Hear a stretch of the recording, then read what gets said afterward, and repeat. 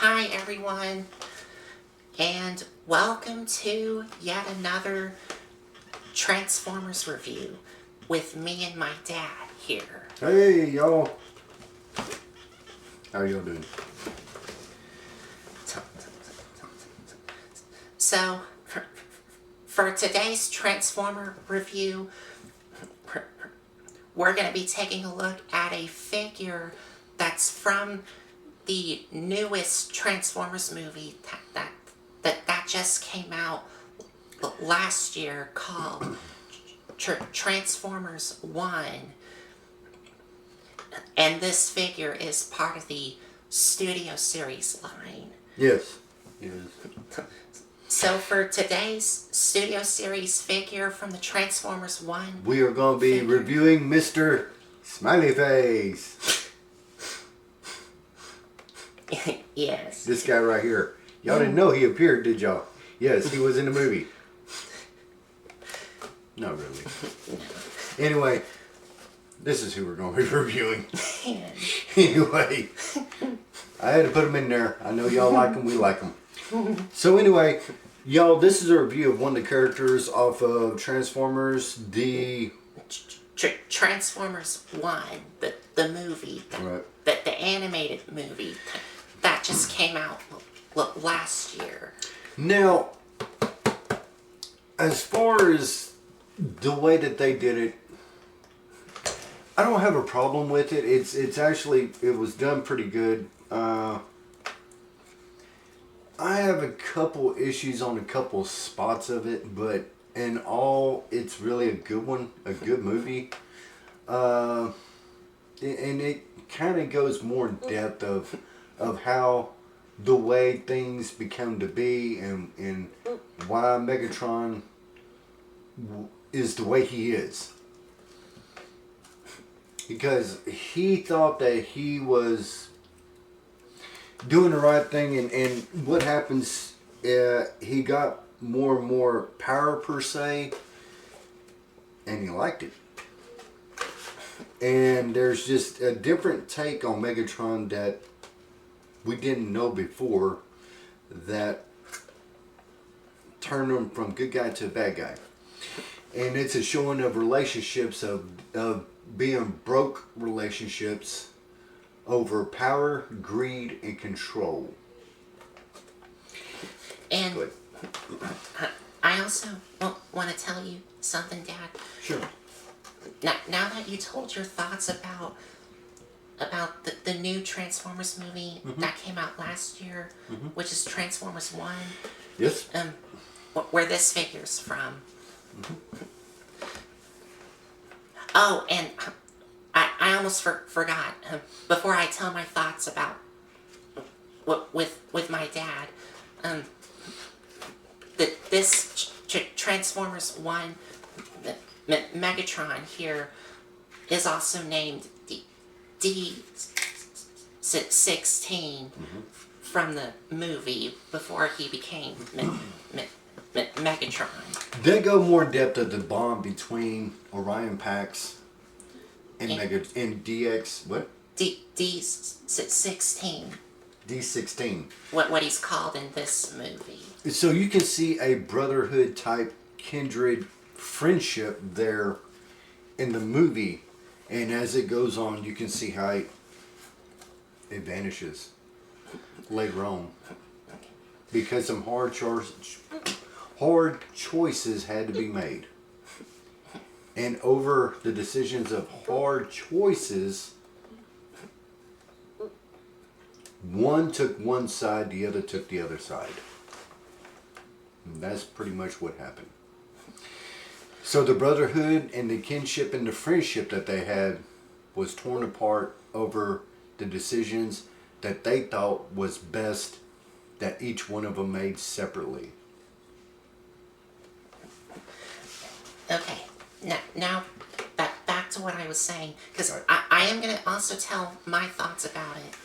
But, Dad, now that you told your thoughts about Transformers 1, what I want to know is, do you think Transformers 1, the movie, is a much better movie than the previous movies, which are the live action ones, including the ones directed by Michael Bay?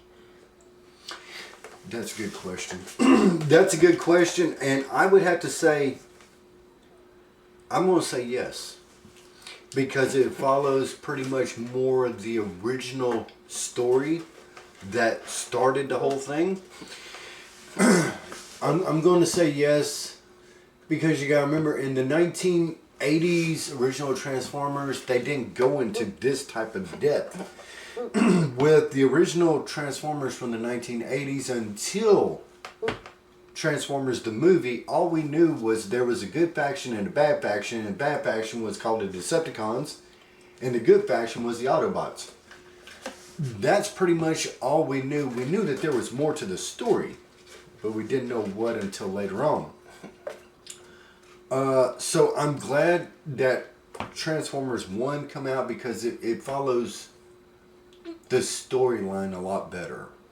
It doesn't leave gaps or holes in it to where you're guessing and trying to wonder, why is this going on? So you can see the change in Orion Pax and how he became Optimus Prime and D-16. See, I still have a problem with that. To me, it's Megatron. And it's also, to me, Megatron So, as well. Yeah, so you can also see where D-16 becomes Megatron. And they have a couple of total different variations of how this happened, like through the comics, through the books of IDW. So I think that this is the most closest that I've seen so far as picture movie that comes closest to what they were about. That's my opinion, so I think that this is better than Michael Bay because of the storyline it follows. Now, Michael Bay's got a lot more action, real action in it. I'm not going to deny that. But as far as the story lineage, Transformers 1 has got it. So, but everybody's entitled to their own opinion. Whether you like it or you hate it, it's still part of the Transformer universe. So. Now I can tell mine. Sure. Okay, my thoughts about the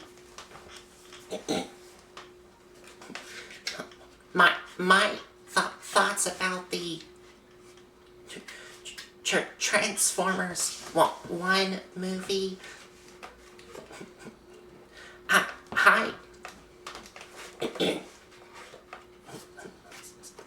Sorry about that. It's alright, go ahead. Kind of got something. But anyways, my thoughts about the Transformers 1 movie. I also think it is a well put together movie. Unlike compared to the Michael Bay and other live action Transformers movies.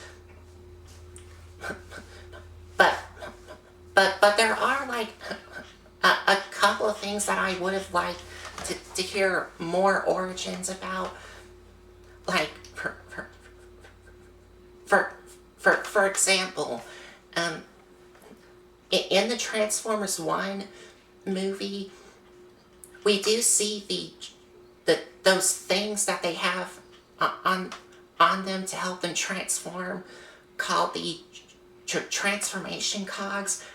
I am happy to see that, because IDW, and in that one episode of the G1 cartoon, has that too.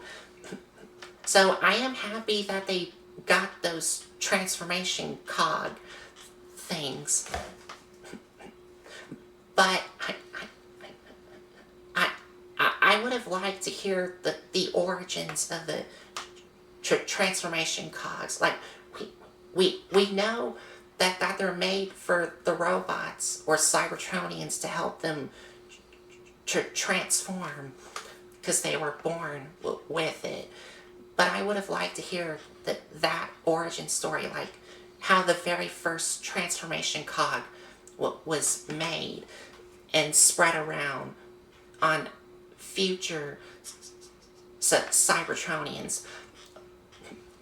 That I would have liked to hear that. And also, we did hear the origins of the Decepticon symbol. You remember? Mm-hmm. Mm-hmm. Yes.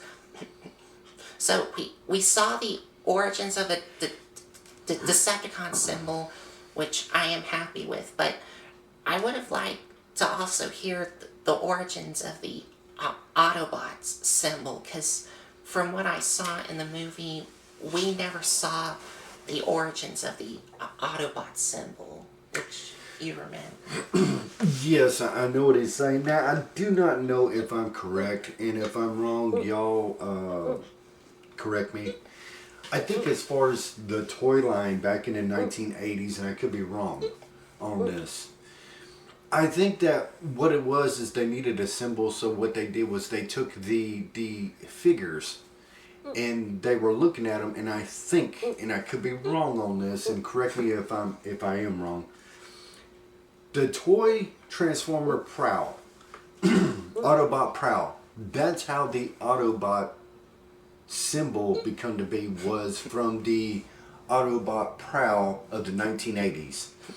Yes. And then I heard for the Decepticon, the symbol come from Soundwave. Yes. His face, and they just kind of overlaid and did a couple emblems on it, and that's how the Decepticons got their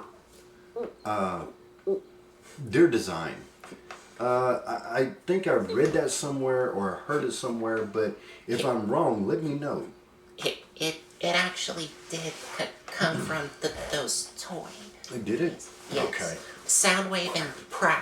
Well, or Blue Streak and Smokescreen. okay, I know this. When they were Diaclone and other toy lines, there was no symbol. So they had to put a symbol for the good and bad to distinguish which was bad, which was good. And that's how the symbols become to be, from what I understand. So. But that's from the 80s. Yes, from the toy Perspective of it. perspectives of it. Okay. I was talking about in the movie of Transformers 1, because we saw the origins of the Decepticon symbol in the Transformers 1 movie, but not for the Autobot symbol, from what you saw. Yeah, so, hey, that's a good point. In the movie. Yeah, I don't know. Because from what I saw in the movie, I didn't heard about it or saw it. And also, now, I have heard this, Megatron or D-16, which is what we're reviewing here,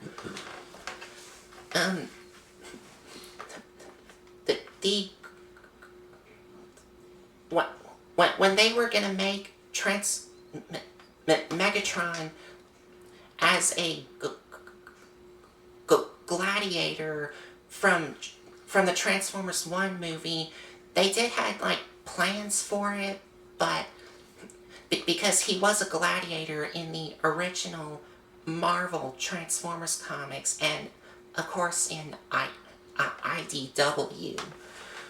So they were going to have plans to put it in Transformers 1, but they kind of scrapped that and just made him into a minor, which he was a minor in IDW, because I think of what they're doing is for Megatron the only IDW representation from what I saw is they just made him into a minor like the others. They didn't say anything about him being a gladiator, did they? In Transformers 1. He was No. more, they took on the minor role of him being a minor. But the rest of the movie was taken from what I heard, the Align continuity, which is Transformers Prime and the two video games, War for Cybertron and Fall of Cybertron.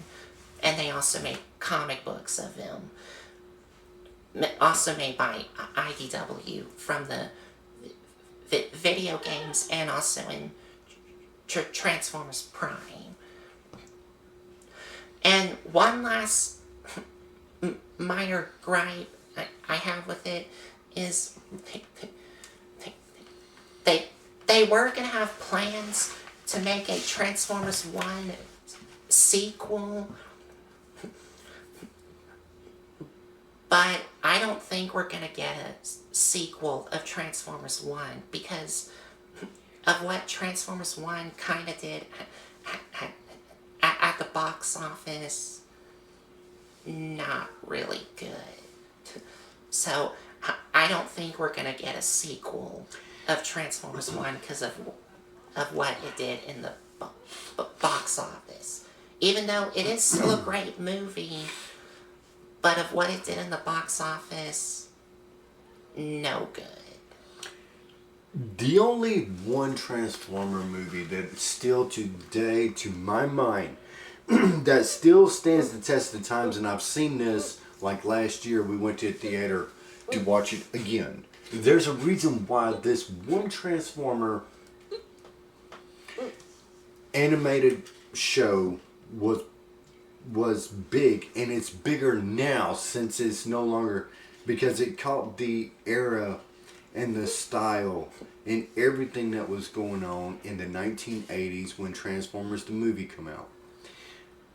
To me, I think that is the most biggest original movie out of all the Transformers, because it captures so much of the essence of that decade of what's going on, from the music to the animation to even though it's old and outdated, but it was the best. And still, when it comes to movie theaters today, there's more people showing up, and I've seen this in my area, that will come out of nowhere and watch it and totally be sold out. You're talking pretty much.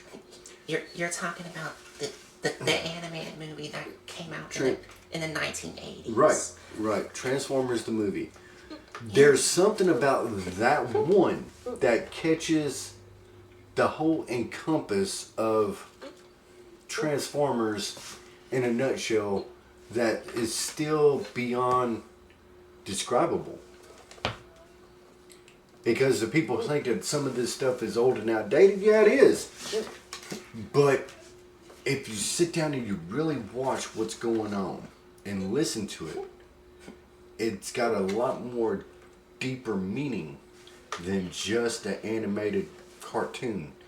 And at the time, the parents didn't get it. Oh, but the children got it. Because when they got home, if you was born latchkey, it's what you did. You went home, you turned on TV, you did your homework, and then you watched Transformers. Or it could be the other way around. You watched Transformers, then you did your homework. But it was like a staple for having somebody there with not having somebody there until about 6 or 7 at night. If that makes sense. But that was the era that Transformers was in.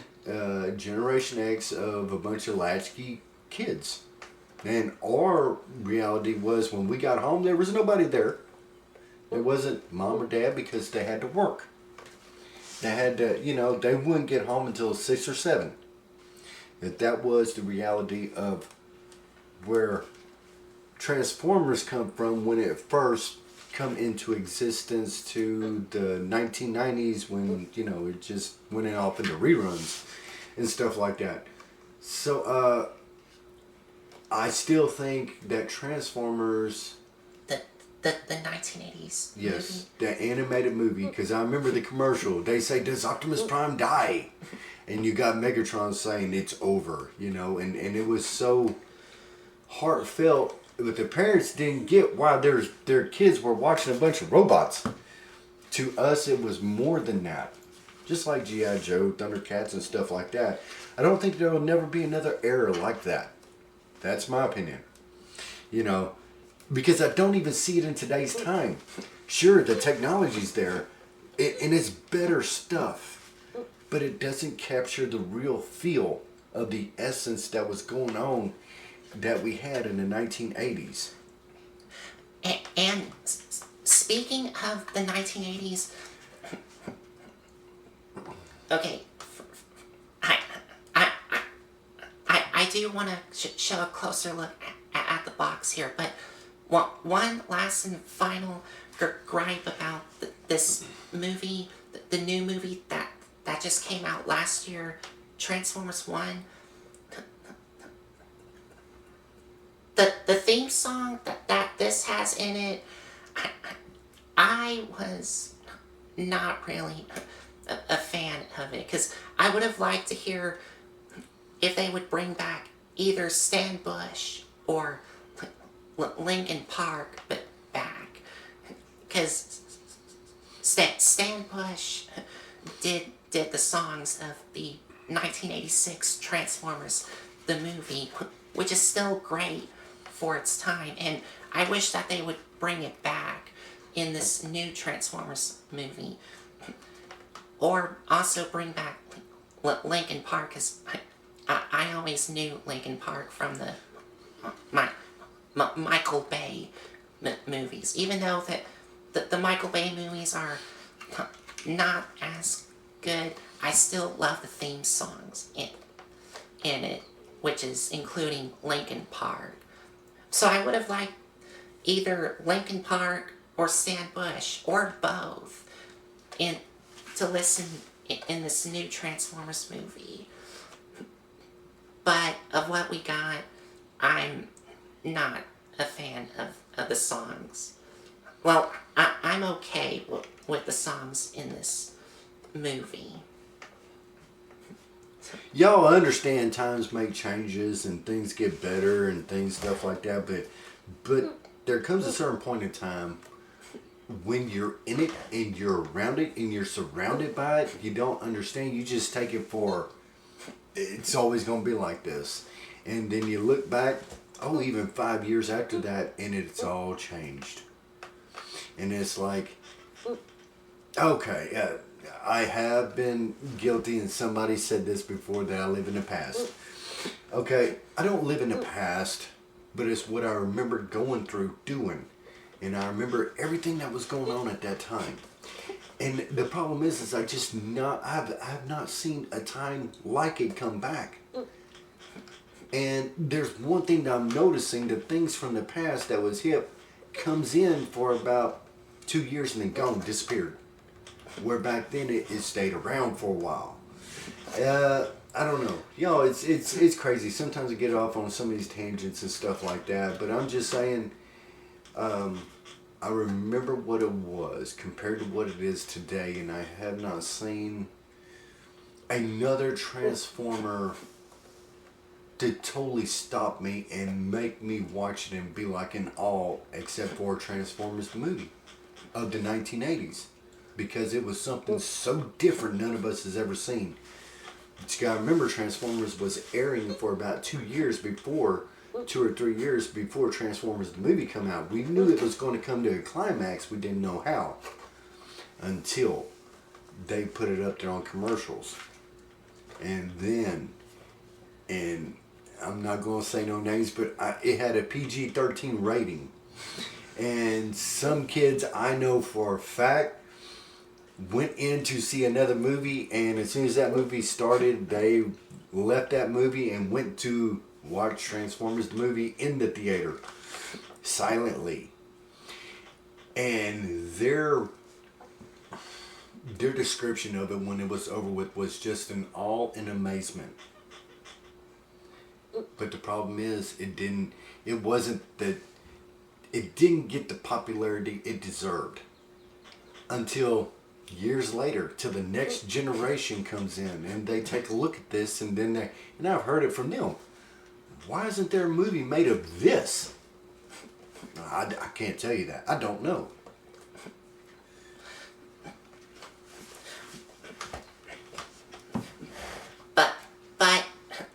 And I did not grow up with Stan Bush like my dad did, but I still do like his songs of what he did in the 1980s, like the one my dad grew up with. But I grew up with Linkin Park, but only the past songs from Linkin Park is what I'm used to. But that was when the main singer, his name was Chester, which was a great singer. So he likes some of the Linkin Park stuff and stuff like that for Transformers. And I do still like Stan Bush. I know. And I know you do. I know. But we need to get onto the review, buddy. Yes. Okay. We're sitting there. We just need to get a... Hey, I got a question. Do y'all think we should go ahead and get a podcast started? Do y'all think... I really want to know what y'all think about some of this stuff. I don't know how to do that podcast. But there's things that's in the works still. So, as y'all know, this right here is the review. And taking a quick look at the box here. Here's the side. And the other side. And on top, Transformers 1. On the bottom, words, things. On the back, have pictures of him in both tank mode and robot mode. And his little display stand that you of course get. And warnings. And that's it. Except, only issue I have with it is no window. But I am glad, well, so far, am glad that the new Transformers toy line called Age of the Primes, right? I believe.